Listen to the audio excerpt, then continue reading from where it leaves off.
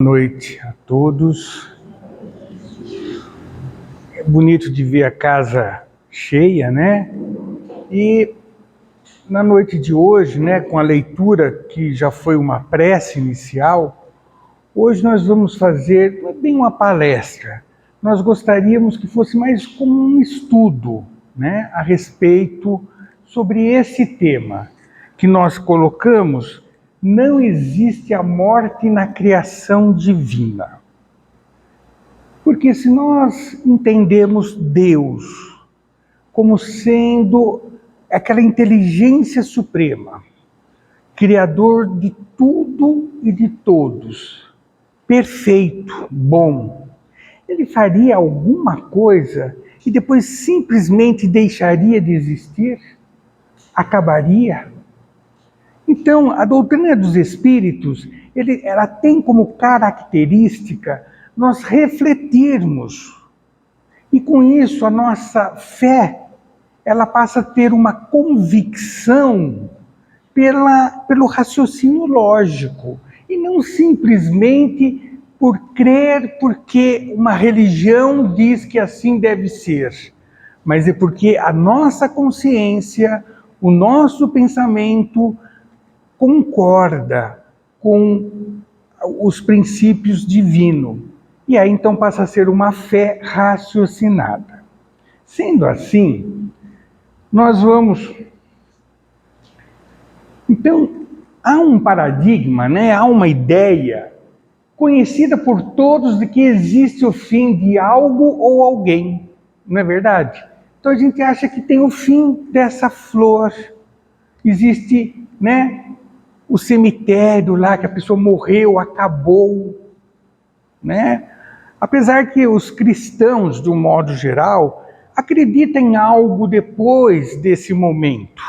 Mas uns acreditam que a pessoa estaria dormindo até um juízo final, outros pensam até que haverá um julgamento e pelos atos durante a vida, a pessoa vai ser determinada a ficar num lugar ou outro.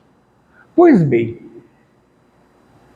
mas esse pensamento do fim de algo ou de alguém, ele vem travando o despertar da nossa consciência e, consequentemente, retardando a compreensão de nosso papel na criação divina. Ou seja, tudo que Deus criou não tem fim. A partir do momento que Ele cria algo, aquilo tem, vamos assim dizer, a imortalidade. Essa é a ideia que entendemos. Assim, dentro desse entendimento da doutrina dos espíritos, quando a gente fala doutrina dos espíritos, por quê? Nós estudamos essa doutrina, nós entendemos que são espíritos que estiveram conosco quando encarnados no plano físico, e cada um traz as suas características de grande conhecimento na área da ciência, da filosofia, da religião. Por isso que quem codificou foi Allan Kardec, mas quem veio trazer as mensagens que nós estudamos foram espíritos como Santo Agostinho, que é o pai da Igreja Católica, São Luís, que foi também um rei, rainhas, bispos, Sócrates, Platão, os grandes filósofos. Então, estes espíritos, que são grandes potências na área de sua atuação, que vêm trazer o seu conhecimento para nós. E estes, então, ele nos diz que Deus, nosso Pai, né? Deus é nosso Pai, assim Jesus nos diz, Criador de tudo e de todos, determinou, fruto de sua sabedoria, duas matrizes na sua criação. Uma de origem material, que é o átomo, né? A matéria, origem material, provinda do fluido cósmico universal. E a outra de origem espiritual, ou seja, o espírito. Nós colocamos desta forma porque o Espírito não tem uma definição melhor. Tudo que falarmos é matéria. Então, só para entender o Espírito, segundo os mentores da codificação, diz que é uma flama, uma chama. É algo que não dá para a gente definir ainda com a nossa linguagem atual. Muito bem. Então, a partir dessas duas matrizes, matéria e espírito, regidas agora pela lei do amor, né, que compreende todas as leis da natureza, a criação divina promove ininterruptas transformações. O que nós estamos dizendo nesse instante? Deus, então, criou duas matrizes, a matéria e o espírito. Simples e ingênuo, como nós veremos a seguir. Mas para que a sua criação não ficasse desorganizada, desequilibrada, sem um sentido, uma razão, ele estabeleceu uma lei, que nós chamamos como lei do amor, que envolve todas as leis que conhecemos e ainda algumas que haveremos de conhecer. Então, a lei da gravidade, né? A lei da atração a nível material. Então, é justamente essa lei que mantém a criação divina em harmonia. Então, é por isso que a gente vê esses astros no céu em perfeito equilíbrio. Não há um caos. Eles não estão jogados ao vazio ou nada. Assim, a matéria, por exemplo, oriunda do fluido cósmico universal, sofre sua primeira transformação, dando origem aos diferentes elementos classificados na tabela periódica pela química oficial. Acho que todos nós já passamos pela aula de química, né? Vocês lembram da famosa tabela periódica. O que é isso? Cada um desses elementos é o que nós conhecemos como matéria. Então aqui tem o sódio, potássio, ferro, chumbo, cobre. Tudo isso provém do fluido cósmico universal, da essência material que Deus criou. E essa essência ela vai se transformando, ela vai se modificando e criando então hoje o que nós conhecemos como tabela periódica. Certo? Muito bem. Assim, a partir desses elementos mais simples, os átomos, então é o que até então nós conhecíamos, o átomo como elemento primordial. Hoje sabemos que o átomo tem mais subdivisões. Mas o átomo, que é daquela tabela periódica, né, ele é o elemento mais simples. Formam-se as moléculas, que já são um pouquinho mais complexo. Então aqui nós temos, nesse exemplo, a molécula da água. A água é composta de um oxigênio e 2 hidrogênios. Mas para que do átomo chegasse a água, a essa molécula, já, que a gente chama inorgânica, demandou muito tempo, muitas transformações. E assim sucessivamente. E a partir dessa primeira complexidade surge a substância orgânica, que são esses elementos já mais complexos. Percebe? Dando origem aí aos vegetais, né? Dando origem aos micro-organismos, posteriormente ao reino animal, e até do reino animal hoje nós somos a espécie humana. Né, do reino animal, nós somos aquela espécie mais desenvolvida nesse reino. Então, tudo isso que nós estamos falando foi criação divina. Né? Muito bem. Então, toda essa evolução decorre de sucessivas transformações da matéria que ocorrem em ciclos virtuosos, tais como o ciclo da água, dos nutrientes que compõem a alimentação, ciclo dos astros e galáxias, dentre outros. Então perceberam como que não há destruição. As coisas vão se transformando, vão evoluindo, vão progredindo. Por isso que não existe o fim, não existe o que nós chamamos de morte. E isso é comprovado pela ciência dos homens, oficial, né? Muito bem. Visto essa parte da matéria, o espírito é aquela outra matriz da criação.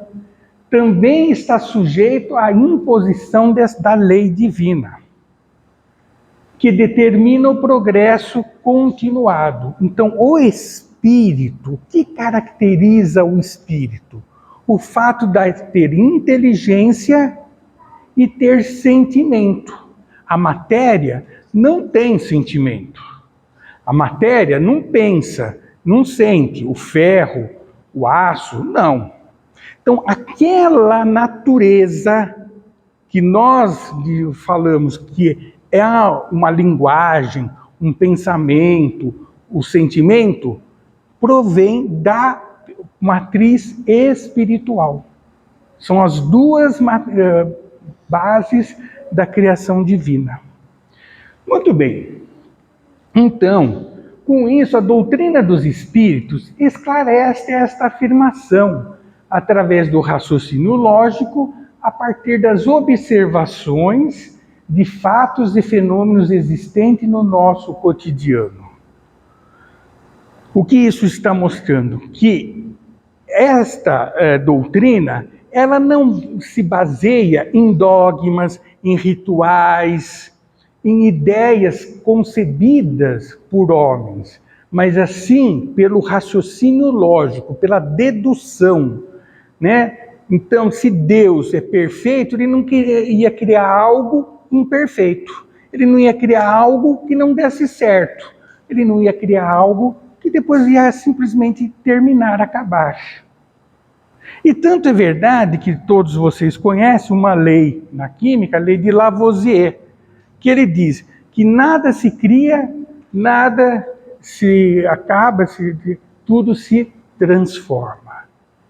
Tudo se transforma.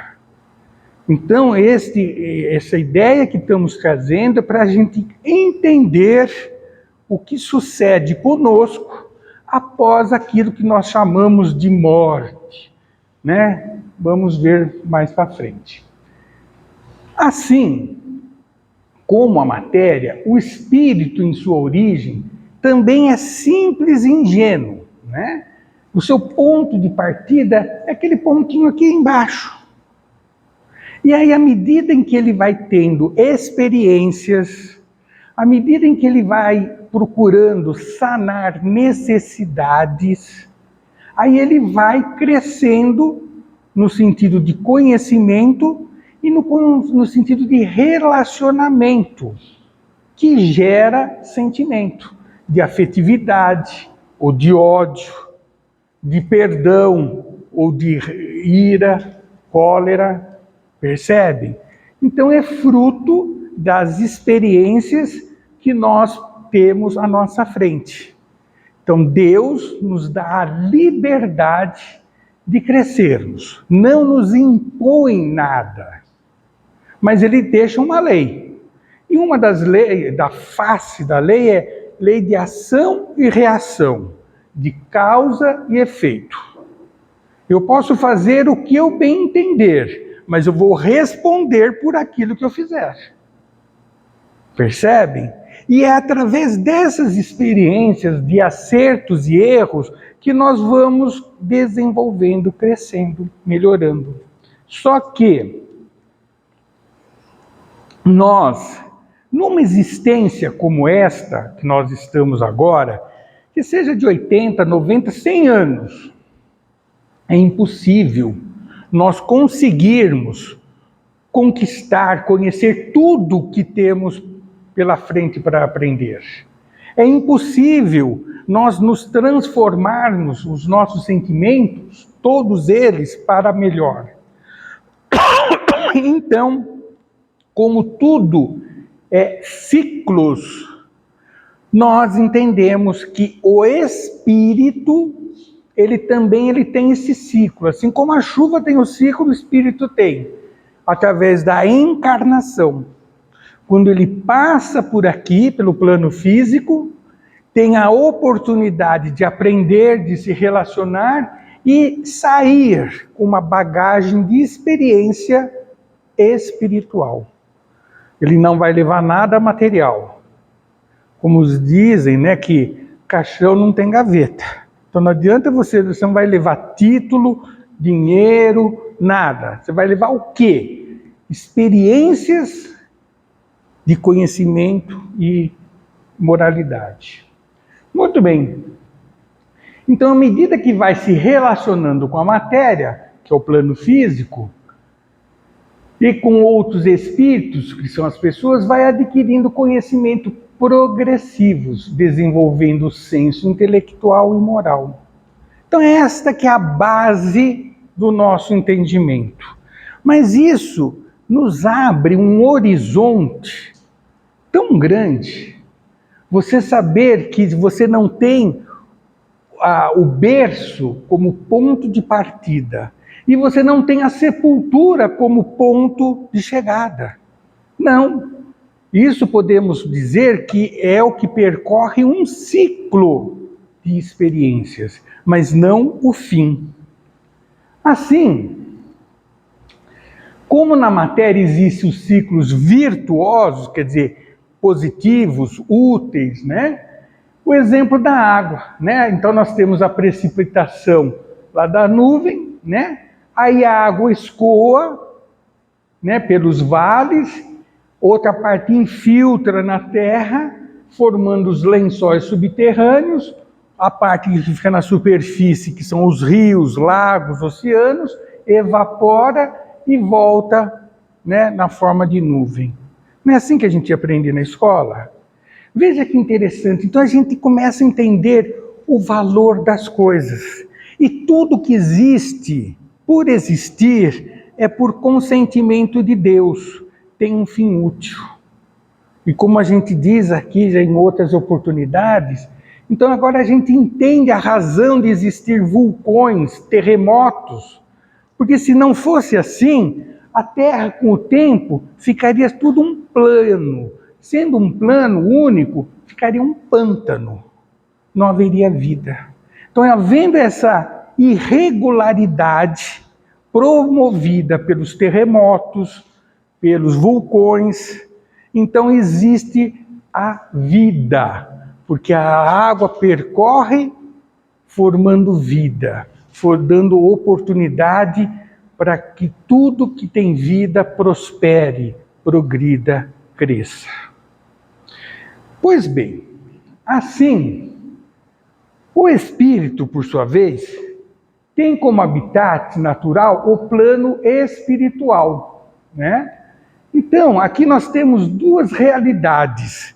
Quem assistiu o filme Nosso Lar, então ele descreve uma cidade no mundo espiritual, né? Onde é muito semelhante conosco, onde existem carros, onde existem casas, onde existem uma série de atividades, hospitais, escola. Isso nos abre uma perspectiva, gente, de saber que ao morrer não vou ficar passivo, né? Então a gente costuma dizer, peço desculpa a quem já ouviu isso inúmeras vezes, imaginemos que aqui seja um rio. Eu estou nessa margem do rio. Morrer é atravessar o rio para outra margem. Nessa outra margem, também tem tudo como na anterior. Por quê? Porque não há fim, não há morte, as coisas não se acabam. Elas têm uma continuidade. Você adquiriu conhecimentos que não vão se perder mais. Mas você vai poder, a partir deste conhecimento que o plano físico nos concedeu, nós vamos utilizá-lo para conquistar novos conhecimentos. Nós vamos entender, de repente, olha que coisa interessante. Bom, se a morte é mudar de plano, é mudar, né, de margem, por que eu vou matar alguém? sabendo que vai continuar a existir? Por que eu vou roubar? Por que eu vou mentir? Né? Olha que coisa! E saber que um dia você vai ser desmascarado. Então, isso nos faz entender Jesus, quando ele nos diz da necessidade de construirmos as virtudes, de perdoar. Porque, eu não perdoo quem me fez mal. Do lado de lá eu vou poder conviver novamente com aquela pessoa, até a gente se reatar. Porque tudo tende a ser equilíbrio, harmonia. Então, se eu estiver em desarmonia com ele ou com ele, vai chegar um momento que nós vamos ter que nos entender. E aí é tão bonito esse raciocínio, que às vezes nós somos pessoas inimigas. Aí fala, quer saber de uma coisa? Então, o que você acha de eles voltarem no mesmo lar? Ou no mesmo ambiente de trabalho? Ou coisas semelhantes? Então é por isso que a gente vai percebendo as simpatias e as antipatias que a gente tem por certas pessoas. E aí, conhecendo esta realidade que estamos expondo, bom, se eu trago alguma antipatia para com ele, eu preciso resolver essa questão. Então eu tenho que me aproximar, tenho que entendê-lo, tenho que compreendê-lo, tenho que aceitar do jeito que ele pensa. Posso não concordar, mas eu tenho que respeitar o ponto de vista. E assim a gente vai reatando os laços de afetividade. Então vejam vocês, por isso que nós falamos que a morte não existe. O que existe são transformações. E isso Lavoisier já nos falava há séculos passados. Muito bem. Então, o espírito tem como habitat natural o plano espiritual para desenvolver sua evolução. Reveste de uma matéria mais densa, que é o corpo físico, que é o que nós encarnamos, né? Ingressa no plano material, através do nascimento, tem um período de tempo nesse plano físico, que é a nossa existência, onde poderá lograr êxito ou não, ao cumprir as tarefas que lhe serão oferecidas com o intuito de adquirir conhecimento e desenvolvimento de suas aptidões. Ao findar o tempo, que é variável para cada um, dessas oportunidades, o espírito deixa o plano físico através do desencarne. Então, nós somos do plano espiritual, reencarnamos e, passado um período, a gente desencarna. Não sei se dá para perceber, aqui é um livro muito interessante do André Luiz, que esse senhor ele desencarna e aqui ele está sendo acolhido, o espírito dele, aos braços dos seus familiares. Então, olha que é isso que a doutrina vem nos dizer. Daí você vai falar assim, mas isso é a ideia de vocês? Isso é a ideia dos espíritas? Não. Se nós pegarmos a história das religiões, se nós pegarmos o lado espiritual de todas as culturas, das mais antigas às modernas, eles trazem esse princípio. Isso não é imaginação de espírita. Isso é fato comprovado, estudado, que você vai encontrar em museus, em bibliotecas, né, onde conta a história da humanidade. Só que eles contam de uma forma mística, com alegorias, com impressões fantasiosas para impressionar os nossos sentidos. Mas se você filtrar e passar pelo crivo da razão, do bom senso, da lógica, nós chegaremos nessa realidade. E por que é importante entender esta realidade? Porque nós vamos entender muitas coisas que ocorrem conosco durante a existência. Nós vamos entender por que existem supostas desigualdades sociais, culturais, porque são experiências que nós buscamos. Então, por exemplo, se eu preciso adquirir a paciência, né, a humildade, o desapego, então eu posso querer uma existência com necessidades básicas, materiais. Se eu tenho uma pretensão de desenvolver a parte intelectual, ajuda ao próximo, ser uma pessoa altruísta, então eu vou ter que ter uma existência onde eu vou ter recursos para empregar, para educar, para poder promover a saúde e o desenvolvimento de muitos. Mas estas propostas podem ser mudadas. Numa experiência, eu posso ter um tipo de existência, na outra que vai atender às minhas necessidades. Mas tudo converge para o mesmo ideal, que é o aprimoramento nosso, no sentido de vivermos de forma harmônica, fraterna. Por isso que Jesus nos compara, dizendo que Deus é Pai e nós somos filhos de Deus. Consequentemente, somos irmãos. Irmãos, vem o termo fraternidade. Fraternidade é justamente desenvolvermos este vínculo de respeito, de amor, de compartilhamento ou coisa semelhante. Então, quando nós agimos contrário a estes ideais, aí nós estamos em desequilíbrio com a lei, com a proposta. Estando em desequilíbrio, nós temos que reparar esse desequilíbrio. A esse desequilíbrio que estamos reparando, nós chamamos de dor, sofrimento, castigo, punição, mas não é nada disso. É reajuste, é reeducação. Então, essa doutrina, ela nos é consoladora, porque ela te explica o porquê você está passando por isso. Porque ele não passa pelo que ele está passando, pelo que eu estou passando.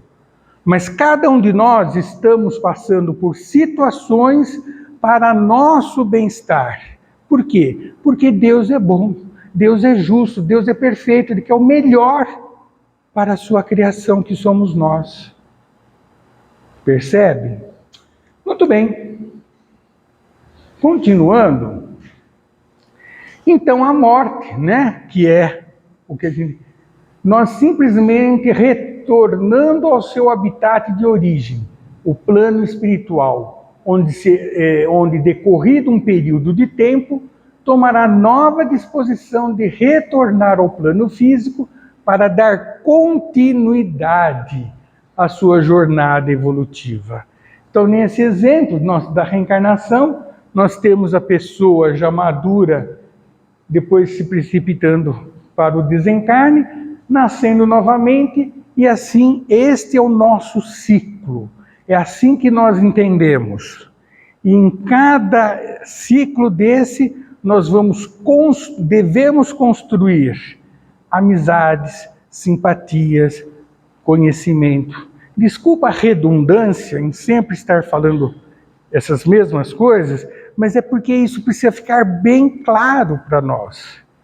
Entender, né, muito bem esta mecânica divina. Entender as diferenças, porque nós temos liberdade de escolhas. Então, de repente, ele escolheu um caminho a seguir, ele escolheu o outro, ela escolheu o outro, mas todos nós chegaremos ao mesmo destino, que é a condição que a gente chama de perfectibilidade, que perfeito só Deus é. Exemplo, Jesus. Ah, então é por isso que Jesus falou: tudo o que eu faço, vós podeis fazer, e muito mais. Então ele não estava mentindo. Ao contrário, ele é aquele Espírito que já passou por vários ciclos, atingiu o grau que hoje conhecemos, e ele vem, por amor, nos estimular a seguir os passos da lei. E com isso fazer tudo o que ele fez e muito mais. Percebem? Muito bem. Então aqui, para quem gosta desses diagramas, né? Então a criação, a evolução do princípio inteligente. Então aqui tem, de uma forma, né, mais acadêmica, a criação do Espírito por Deus. Aí tem a vida de relação na Terra, ou seja, encarna. Aí depois de um período, morte do corpo físico. E essa morte nós sabemos que é transformação, né? Aí ele volta para o plano espiritual. Necessita de novo ciclo de aprendizado na matéria? Sim. Então ele reencarna. Não precisa mais de ciclo? Então ele continua a sua evolução no plano espiritual. E assim nós temos a construção eterna do conhecimento e da felicidade, auxiliando a Deus. Conclusão: nós fomos criados para ser, como diz o texto, auxiliares do Pai. Assim como Jesus fez, né, conosco. Ele diz: meu Pai me enviou. Eu faço a vontade do meu Pai. E qual é a vontade de Deus? Que nós possamos crescer, progredir. Então, como Jesus atingiu esse patamar de excelência, ele foi incumbido de vir até nós para nos ensinar. Ah, então é por isso que ele aceitou ser chamado de mestre. Sim, porque ele veio ensinar o caminho. Por isso que evangelho quer dizer boa nova. Ele vem trazer a boa novidade de esperança, de vida após a existência. Né? Tudo bem? Muito bem, gente. Com esse novo paradigma, com essa nova proposta, né, confirma-se o tema do artigo, né? Não existe a morte na criação divina, apenas transformações sucessivas com o objetivo de evoluir sempre. De evoluir sempre. Aí poderiam dizer assim: então como fica a situação daquela pessoa que matou, roubou, estuprou e fez tudo de mal? Ele terá nova oportunidade. Ele terá novas oportunidades, sempre até ele corrigir. Porque eu não canso de dar o exemplo que todos vocês sabem que eu falo quando nós estamos aprendendo. Nós estamos aprendendo uma lição, a professora nos dá a lição de casa. Aí no outro dia a gente leva para a professora ver. Ela viu que você fez só 40%, 30%, o resto errou tudo. O que ela faz? Dá mais lição. Dá mais lição até você acertar 100%. Ela está te castigando? Não, ela está te ensinando. Deus é a mesma coisa. Você está errando? Ele não vai simplesmente te aniquilar. Ele não vai simplesmente fazer com que você deixe de existir. Ele vai te dar lições e mais lições até você aprender. Aprendeu? Vamos para frente. Vamos na próxima sala, na próxima classe, no próximo curso. E assim vamos amadurecendo espiritualmente. Muito bem. Essa abordagem, então, permite uma reflexão maior sobre a responsabilidade dos nossos atos ao longo de nossa existência física. Mas esse é um tema a ser desenvolvido posteriormente. Então, o que nós estamos trazendo neste momento é entender que cada um de nós fazemos parte da criação divina. Nós somos importantes para Deus, porque Deus criou, Deus nos criou. Então, se por hora estamos desajustados com a sua criação, Ele nos dá a oportunidade para nós nos harmonizarmos, para aprender, porque Ele sabe que tudo que Ele fez é perfeito. Nós somos perfeitos. O que nós precisamos é de amadurecimento. Percebe a diferença? Então, é por esta razão que aquela pessoa que se dispõe a seguir a palavra de Jesus, os ensinos do Mestre, o que ele vai estar fazendo? Ele vai estar corrigindo, ele vai estar freando os seus instintos, suas mazelas, e vai acelerando as suas virtudes. É este jogo, essa balança até que chegue ao ponto de equilíbrio. Percebem? Então é por isso que nós não podemos desistir, nós não podemos achar que somos incapazes, que nós não temos solução, ou que alguém ao nosso lado não tem solução. Né? Infelizmente, quantas vezes a gente ouve isso? Ah, essa pessoa não tem jeito.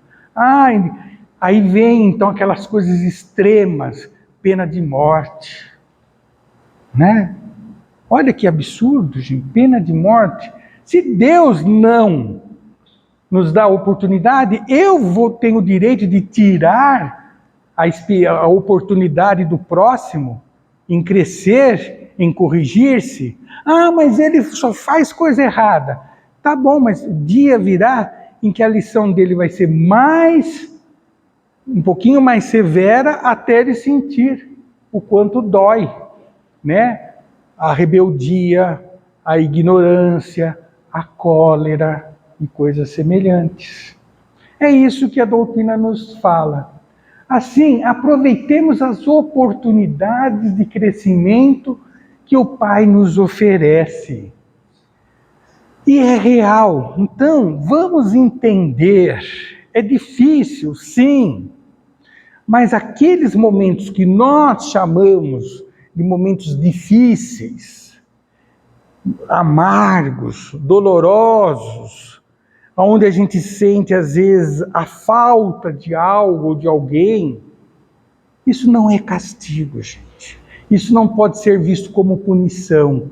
É amadurecimento, é crescimento. Então devemos passar com dignidade, com respeito, não se revoltar, não blasfemar, né? Não criar mais ódio e cólera, porque o Evangelho nos fala que a pessoa que está encolerizada, se ela se olhasse no espelho, ela ficaria com vergonha de si mesma, de tamanho desequilíbrio que ela se mostra e se apresenta. Então, da complexidade divina vem a simplicidade da vida que conforta, fortalece e inspira. Então, nós falamos de ciclos, evolução, átomo, parece tudo tão complexo, mas na verdade tudo é tão simples. Porque se nós pegarmos as estruturas atômicas, subatômicas, né, que são diminutas, são semelhantes ao que vemos nas galáxias. E nós estamos justamente nesse meio termo. Nós somos o fiel da balança, porque nós somos espíritos. E precisamos desenvolver em nós os valores espirituais. Por isso que Jesus disse que estes valores, o ladrão não rouba, a ferrugem não corrói, porque ninguém vai perder o conhecimento adquirido, a virtude que passou a ter. E é assim que devemos pensar. Dificuldades, vamos ver como experiência, porque tudo passa, só o amor do Pai que é eterno em nós. É isso que eu então queria dizer a vocês na noite de hoje, numa forma mais de estudo, se assim podemos dizer. Então, vamos tirar da mente a morte, o fim, o medo da morte. Não, é simplesmente atravessar a margem de um rio. E que saibamos atravessá-la com dignidade, porque tão logo atravessemos, a vida continua e nos aguarda com muitas obrigações a cumprir. Que Jesus nos abençoe e que possamos refletir, mesmo aqueles que não aceitam estas ideias, mas reflitam um pouco, analisem e depois tirem as suas conclusões. Não estamos aqui para impor nada a ninguém, mas para dar a oportunidade para que as pessoas reflitam a respeito. Que Jesus nos abençoe hoje e sempre. E na continuidade agora da nossa